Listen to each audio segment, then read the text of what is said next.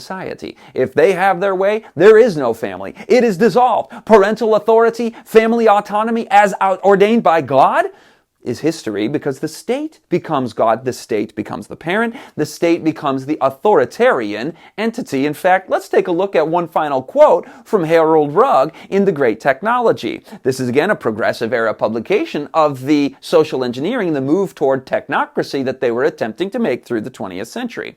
He says we're doing the scientific reconstruction of our social order. This is called social control, social engineering, but a big picture version, demolition of society, the values, the mores, the institution, and reconstruct it from the ground up. Scientific reconstruction of our social order. But to do that, they need mind control. A new public mind is to be created. How? Only by creating tens of millions of individual minds and welding them into a new social mind. Is that not creepy? That's Edward Bernays, as you've seen in other videos. We are the ones that pull the wires that control the public mind. We will control the group mind and they won't even know about it. He says, we are governed, our minds molded, our tastes formed, our ideas suggested largely by men we have never heard of. He calls it the invisible government. The group mind, the public mind, here from Harold Rugg, is going to be created by creating individual minds, then welding them on that social kneading board into one public social mind through the schools of the world. This is how you alienate children from their parents. And I know most public school teachers are not on board with that agenda. They're doing their best in a crazy institutional setting. But this thing is conceived in iniquity. You've seen in other videos, the foundations of the public schooling system in America were for the creation of automatons, the annihilation of individuality, the deliberate dumbing down. He goes on and says, through the schools of the world, we shall disseminate, notice this, a new conception of government.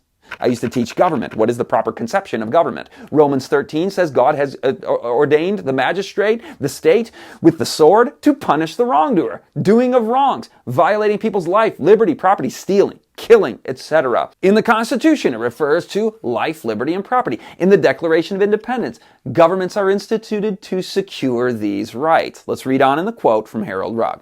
They're going to disseminate a new conception of government, one that will embrace all the activities of men. So is this a government that simply is tasked with protecting life, liberty, and property? A limited government that preserves freedom in society instead of a totalitarian state? No, no, no. He is saying we're going to inculcate into the new social mind a new conception of government that will embrace all the activities of men and one that will postulate the need of scientific control. My friends, do you know in prophecy about a time that is coming where the state has totalitarian control over all the activities of men, including matters of worship? You see the systems in place, institutional, ideological agendas driving us to that prophetic eventuality, that certainty. And we can say, as for me and my house, right now, I don't have to have this. I'm going to home educate my children, protect them from the worldly media, and instill in them their sense of virtue and individuality and purpose, that they are endowed by their Creator with unalienable rights, with an individual mind and a freedom to choose.